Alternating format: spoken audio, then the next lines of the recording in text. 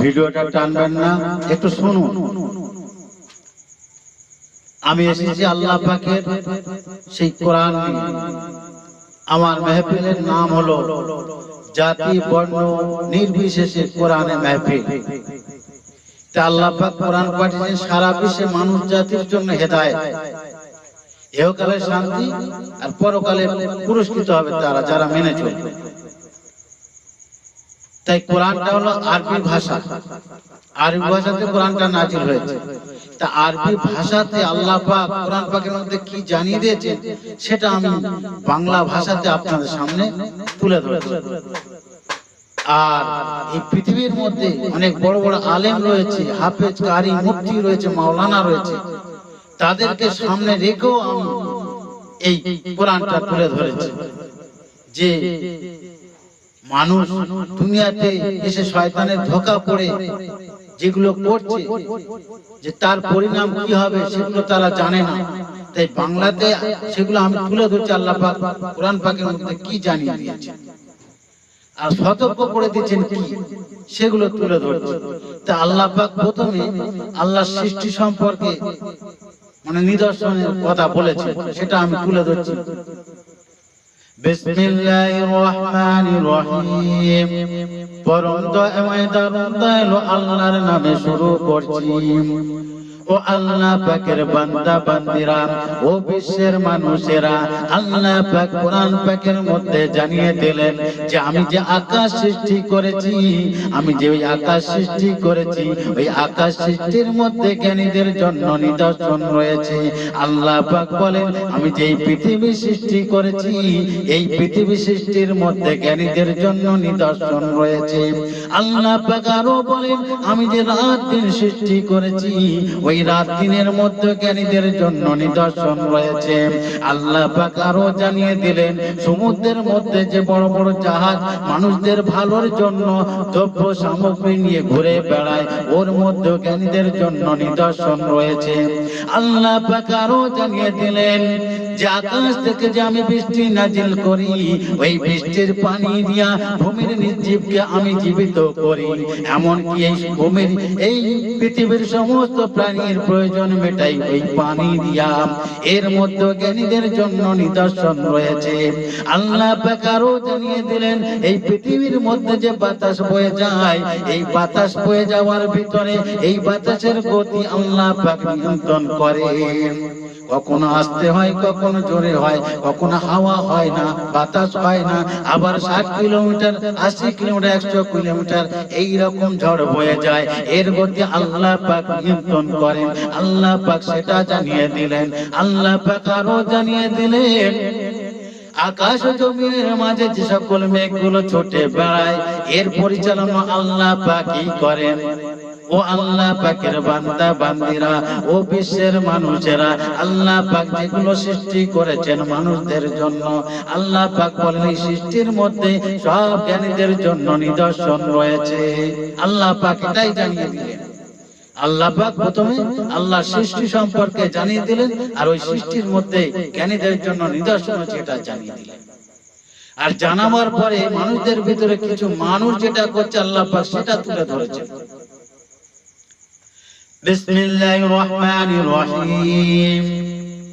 ومن الناس من يتخذ من دون الله أندادا يحبونهم كحب الله।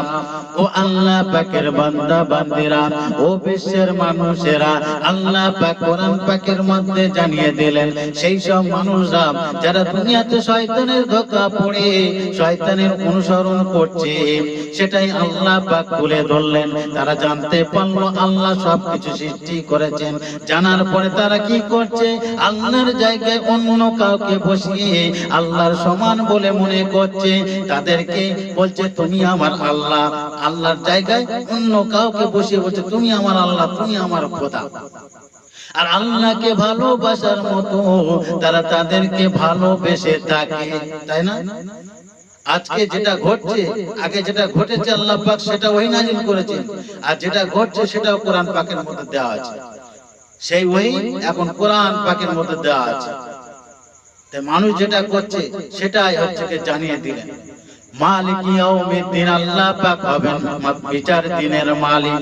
তাই আল্লাহ পাক আগে থেকে বিচারের সতর্ক করে দিয়েছেন, বিচার জানিয়ে দিয়েছেন কোরআন দিয়ে, আপনাদের মধ্যে বিচার ফয়সালা দিয়ে দিয়েছেন।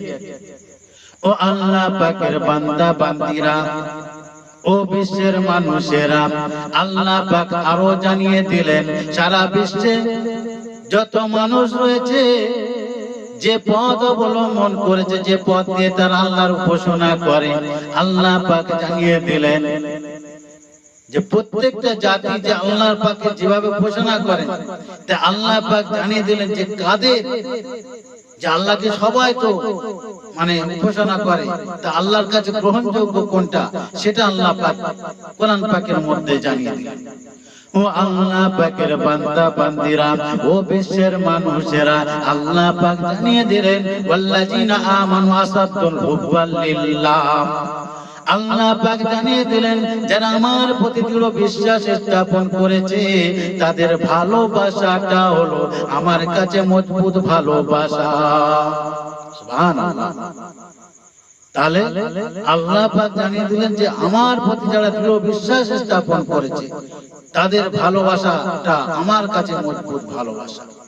তা আল্লাহকে, আল্লাহর প্রতি বিশ্বাস স্থাপন মানে আল্লাহ যা হুকুম করেছে সেটা যারা মেনে নিয়েছে, সেগুলো আল্লাহর হুকুম মতো দুনিয়াদারি করছে নবীর তরিকার মাধ্যমে, আর যা নিষেধ করেছে তার থেকে তারা দূরে রয়েছে। মানে কোরআন পড়লে কোরআনের ভিতরে যা আল্লাহ হুকুম করে, যা নিষেধ করেছে, যেমন বলছে শুয়োরের মাংস খেতে মানা করেছে, তারা শুয়োরের মাংস খায় না। বলছে রক্ত খাবে না, রক্ত খায় না। তারপরে তোমার হচ্ছে যে মরা জন্তু সেগুলো খেতে নিষেধ করে, সেগুলো তারা খায় না। মানে আল্লাহ যা হুকুম করেছে, আল্লাহ বলছে আমার সাথে কারো শরীক করবে না। তাই তারা কি করছে, লা ইলাহা ইল্লাল্লাহু ওয়াহদাহু লা শারীকা লাহু, আল্লাহ তুমি ছাড়া কোনো মাবুদ নাই, তোমার কোনো শরীক নাই। তারা এই সাক্ষ্য দিচ্ছে দুনিয়াতে, তারা আরো সাক্ষ্য দিচ্ছে যে লা ইলাহা ইল্লাল্লাহু মুহাম্মাদুর রাসূলুল্লাহ, আশহাদু আল্লা ইলাহা ইল্লাল্লাহ ওয়া আশহাদু আন্না মুহাম্মাদান আবদুহু ওয়া রাসূলুহু। এসব সাক্ষ্যগুলো তারা মানে আল্লাহকে দিচ্ছে। এটাই হলো আল্লাহর প্রতি দৃঢ় বিশ্বাস স্থাপন, আল্লাহর হুকুমকে মাননেওয়ালা, নিষেধ থেকে দূরে থাকা, এই আল্লাহর প্রতি দৃঢ় বিশ্বাস। এরা দৃঢ় বিশ্বাস স্থাপন, এরা আল্লাহকে ধোঁকা দেয় না, এরা আল্লাহকে মেনে নিয়েছে। আমানতু বিল্লাহ কামা হুয়া বিআসমাই ওয়া সিফাতি ওয়া কাবিলতু জামিয়া আহকামি ওয়া আরকানি। তাই কার আল্লাহর কাছে কাদের ভালোবাসাটা মজবুত ভালোবাসা আল্লাহ পাক সেটাই জানিয়ে দিয়েছে। আসসালামু আলাইকুম।